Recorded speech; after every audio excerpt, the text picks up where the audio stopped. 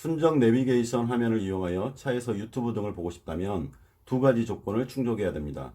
첫째, 안드로이드 오토가 탑재된 차량 디스플레이에서만 사용이 가능합니다. 둘째는 안드로이드 스틱이라는 장비가 필요합니다. 자, 첫 번째 조건을 충족한다면 안드로이드 스틱만 있으면 차에서 유튜브 등을 감상할 수 있습니다. 여기 가장 유명한 안드로이드 스틱 두 개가 있습니다. 먼저 안드로이드 스틱이란 한마디로 설명하자면 통화 기능이 없는 스마트폰이라고 생각하면 됩니다. 스마트폰을 차량에 연결해서 순정 내비게이션 화면으로 유튜브, 넷플릭스, 티빙 등을 보여준다는 이야기입니다. 설치 방법에 대한 난이도는 아주 낮습니다. 컴맹이라 할지라도 누구나 다 설치할 수 있습니다. 2022년 1월 22일 기준 네이버 최저가로 파인드라이브 AI3 스틱형은 22만 9천원에 판매되고 있으며 M스틱2는 24만 9천원에 판매되고 있습니다. 2만원의 차이가 나지만 구매를 희망한다면 M스틱2를 권장합니다.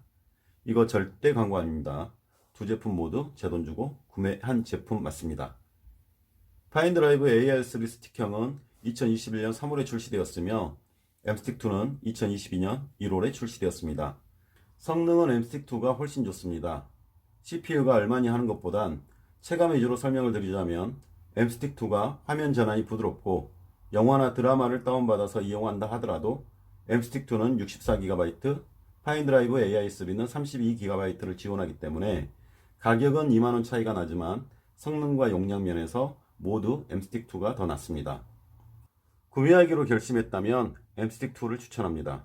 파인드라이브 AI3는 작년까지는 최강자였지만 지금은 2인자로 물러났기 때문에 추가 설명은 의미가 없을 듯 합니다. 자, M스틱2 구성품을 살펴보도록 하겠습니다. 사용 설명서가 있고 M스틱2 본체가 있고 USB 연장 케이블, C타입 젠더, Y자형 USB 연장 케이블, 그리고 마그네틱 홀더가 있습니다. 먼저 본체부터 보기로 하겠습니다. 본체 앞면을 보면 M자형 마크가 있고 LED 등이 있습니다. 그리고 뒤쪽에 보면 C타입 단자가 있고 뒤쪽에는 M스틱2라고 표기되어 있습니다. 자, 여기 보면 구멍들이 상당히 많이 뚫려 있는 편인데 아마 이 제품은 발열에 좀 취약하지 않을까라는 생각이 좀 듭니다. 자, 그리고 여기 C타입 젠더가 있습니다. USB에 영화나 드라마를 다운받아서 이렇게 연결을 하면 별도로 M스틱을 차에서 빼는 거 없이 바로 연결해서 사용할 수 있게끔 만들어 놓았습니다.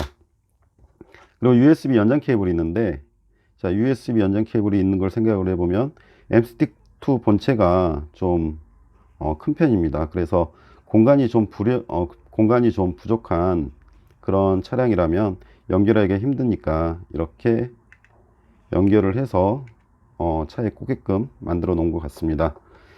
자, 그렇게 됐을 때 이게 바닥에 놓이게 되면 이 손품 구멍들이 막히니까 자, 마그네틱 홀더를 사용해서 이렇게 붙여서 어디 벽에 붙여 놓으라고 있는 것 같습니다. 그리고 여기 Y자형 USB 연장 케이블이 있는데 이거는 전원이 좀 딸렸을 때 별도로 이렇게 연결을 해서 사용하게끔 만들어 놓은 것 같습니다.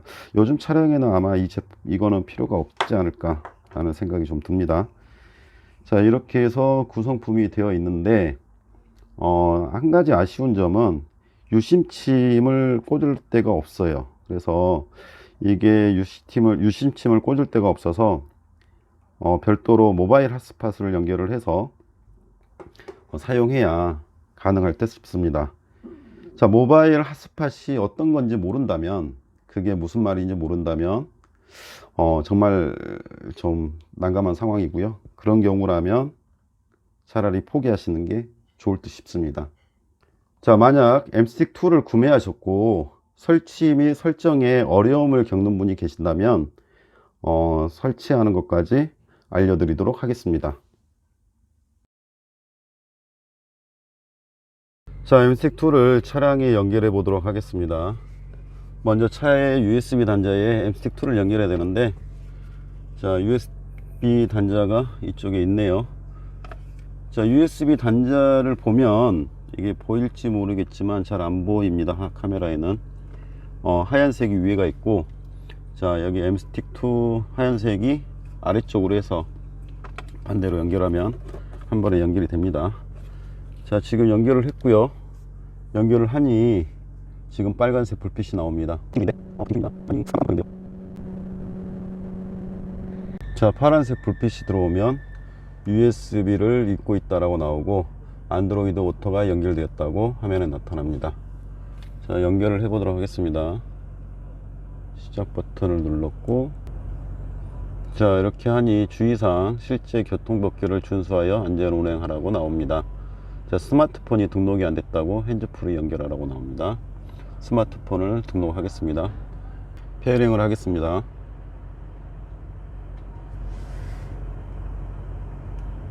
재시작 필요하다고 합니다.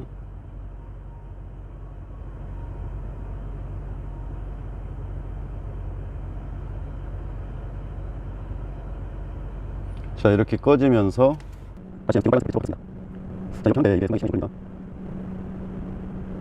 자, 파란색 불빛이 들어오고 다시 화면에는 안드로이드 오토가 연결됐다고 나옵니다.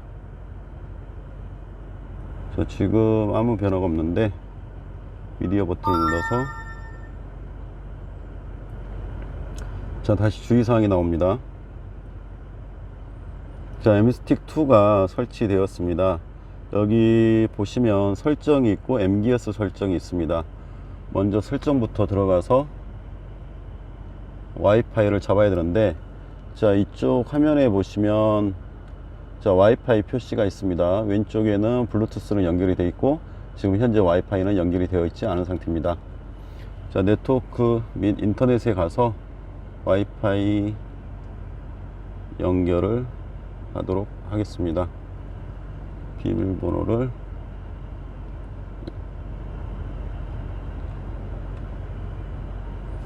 자, 인터넷이 연결이 되었습니다. 자, 다시 왼쪽에 버튼들이 있는데, 자, 여기 버튼들이 있는데 여기가 홈 버튼인 것 같습니다. 자, 그렇게 해서 지금 인터넷 설치가 됐고, 인터넷 설치가 됐으니 가볍게 유튜브 잘 되는지 한번 보겠습니다.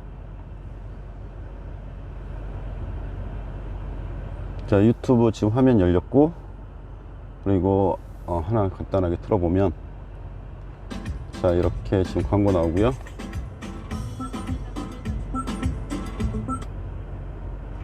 자, 화면이 잘 나오는 것 같습니다.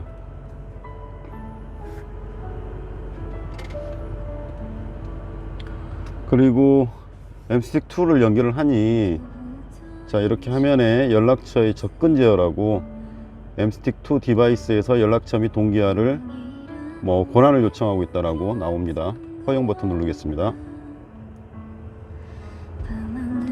자, 화면이 이렇게 나오고요. 자, 이렇게 하니까 또 화면 확대도 되고, 자, 그래서 지금 전체 화면으로 감상하고 있습니다.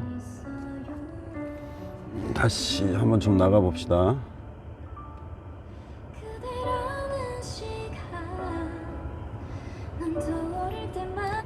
자, 먼저 설정은 여기에서 받고, 자, 이렇게 보시면 스마트폰이 지금 차량에 있는 것처럼 보입니다. 사실 이게 인터넷만 안 되는 것 뿐이지 이 자체가 스마트 기기가 맞습니다. 그래서 여기 보시면 안드로이드 기기가 맞아서 플레이 스토어가 있고, 그래서 유튜브, 넷플릭스 이런 것들은 기본적으로 설치되어 있는 것 같습니다. 자, 여기 MGS 설정을 들어가서 한번 보겠습니다. 첫 번째 블루투스 핸즈프리 기능이 있고, 그리고 여기 일반, 자, 이렇게 있고, 그리고 디스플레이, 내비게이션 바, 스티어링 휠, 유용한 기능, 부팅 등이 있습니다. 자, 하나씩 좀 보면 블루투스 핸즈프리, 핸즈프리 기능을 위해 스마트폰을 등록해 주세요. 자, 그리고 핸즈프리 장치가 등록되지 않은 경우 팝업으로 알림, 그리고 사생활 보호 모드, 전화번호 또는 연락처를 표시하지 않음. 자, 화면에 전화가 왔을 때 전화번호 또는 연락처를 표시하지 않는다고 합니다. 자, 설정을 했고요. 핸즈프리 연결 비활성화. 자, 장치와 스마트폰을 블루투스 핸즈프리로 연결하지 않습니다. 자, 이 말은 무슨 말이냐면, 핸즈프리 연결 비활성화라는 말은 지금 여기에 전화가 오게 되면 전화가 오게 되면 예전에는 차에서 통화를 할 수 있었지만 이렇게 화면을 보고 있을 때 전화가 오면 이 MC2를 연결을 해서 전화 통화를 할 수 있게끔 한다는 건데, 자, 전화 기능에 문제가 있거나 전화 정보 표시가 원하지 않으면 사용해 주라고. 그래서 저는 그냥 연결하지 않도록 하겠습니다. 자, 그리고 일반 앱을 보겠습니다. 자, 시작 앱이 있는데 시작 시 웹이 실행된다라고 합니다. 자, 이렇게 보면 뭐 유튜브를 바로 시작할 수도 있고 넷플릭스를 시작할 수도 있고 설정으로 갈 수도 있고 뭐 시계 버튼이 있는데 저는 시계 버튼을 터치를 해서 하는 게 좋을 듯 보입니다. 자, 그리고 차량 마이크 사용이 있는데 일부 차량에서는 마이크가 정상적으로 동작하지 않을 수 있습니다. 자, 그래서 차량 마이크를 이용해서 쓴다는 건데, 자, 저는 별도로 설치하지 않겠습니다. 다음 측면 버튼이 나와 있네요. 여기 보면 측면 버튼, 아까 그 전원 버튼, 여기에 설정을 해줘야 이걸로써 전원을 끌 수 있나 봅니다. 자, 그래서 여기에 버튼이 이렇게 전원이 있는 걸 보면, 자, MST2를 아예 USB 꽂으면 그 다음부터는 빼지 말라고 이렇게 만들어 놓은 것 같습니다. 자, 화면 터치음은 화면을 클릭했을 때 소리가 나게끔 하는 거고, 자, 하드웨어 가속 부분은 변경된 설정을 적용하기 위해서 장치가 재연결된다고 하는데 그냥 취소 버튼 가속을 사용하겠습니다. 자, 안전운전 모드가 있는데, 자, 동영상 앱 사용이 제한됩니다. 운전할 때 동영상이 나타나지 않겠다고 그렇게 표시되어 있습니다. 자, 사용자 환경 개선 프로그램 뭐 내용이 있고요. 그리고 다시 넘어가서 디스플레이. 자, 화면 바퀴 조절 기능이 있는데 자, 화면 바퀴 조절 100에서 이렇게 내리면 어두워지고, 그래서 적당한 화면에 맞추면 될 것 같습니다. 자, 그리고 자, 해상도는 720p 까지밖에 지원이 안 됩니다.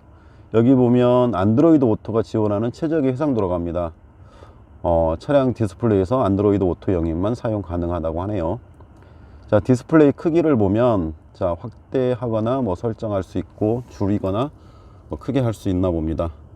자, 그리고 여기 태블릿 모드 사용이 있는데 태블릿 모드 사용을 한번 클릭을 해보면, 자, 이게 태블릿으로 인식을 해서 글자들이 굉장히 작아졌고 큰 화면을 이용할 수 있게끔 한다면, 자, 태블릿 모드 사용을 하고 이게 작은 화면이라면 그냥 사용해도 되지 않을까 싶습니다. 제 차는 이게 12인치 디스플레이라서 이걸 사용하는 게 좋을 듯 보입니다. 자, 뒤로 가게 하고, 그리고 내비게이션 바가 있는데, 자, 여기 내비게이션 바를 보면, 자, 위치가 왼쪽에 있습니다. 저 같은 경우는 이게 좀 손이 걸리적거려서 오른쪽으로 바꿔 놓도록 하겠습니다. 자, 내비게이션 바가 오른쪽으로 위치했습니다. 자, 내비게이션 바 버튼 설정은 따로 뭐 할 필요는 없어 보입니다. 자, 내비게이션 바 호출 버튼이 있는데, 자, 여기 보면 숨겨진 버튼을 사용한다라고, 플로팅 버튼, 화면에 둥둥 떠다니는 버튼 저는 사용하도록 하겠습니다. 이게 전체 화면을 볼 때 이 오른쪽에 있는 내비게이션 바가 사라질 뜻으로 보입니다. 그리고 스티어링이 휠이 있는데, 자, 휠이 있습니다. 구글 어시스턴트 뭐 사용하기 위해서는 뭐 해도 되고, 자, 통화 버튼이 있는데 차량 디스플레이, 이것도 디스플레이 홈으로 나가기, 저는 그냥 설정하지 않고 나가겠습니다. 자, 그리고 유용한 기능 볼륨 어시스턴트, 화면 싱크 조절, 차량 라디오 동시 사용, 이게 있는데 여기도 뭐 특별히 할 거는 하나 있습니다. 웹 서치 시 자동 최적화, 이거는 괜찮아 보입니다.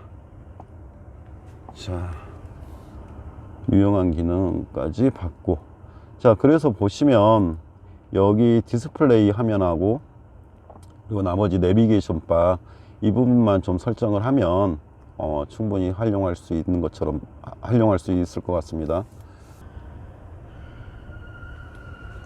자, 이것으로 해서 MST2를 차량에 연결해 보고 설정까지 해 보았습니다. 자, 전체 화면과 분할 화면 사용하는 방법, 셋업, 기기 연결, 폰 프로젝션, 분할 화면 사용, 그 다음에 해제하면 전체 화면 해제하면 전체 화면 사용을 할 수 있습니다. 자, 갤럭시 폴더 3와 내비게이션 순정 화면 전체 화면을 좀 비교하는 게 좋을 것 같아서 화면을 녹화하고 있는 중입니다. 자, 화질을 보면 갤럭시 폴더 3가 훨씬 좋고요. 좀 전체 화면으로 보게 되는 걸 두 개를 비교를 해보면 순정은 확실히 좀 뿌연 느낌 720p, 아래쪽은 해상도가 좋으니까 확실히 깔끔해 보입니다. 도움이 됐으면 좋겠습니다.